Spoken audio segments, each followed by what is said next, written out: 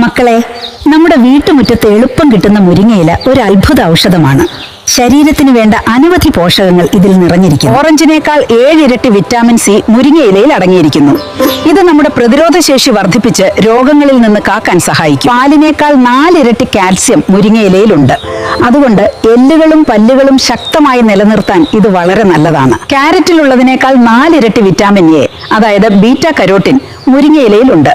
ഇത് കണ്ണിന്റെ ആരോഗ്യത്തിന് വലിയ സഹായമാണ്. ഇരുമ്പിന്റെ അംശം ധാരാളമുള്ളതിനാൽ വിളർച്ച തടയാനും ശരീരത്തിന് ശക്തി നൽകാനും മുരിങ്ങയില സഹായിക്കുന്നു.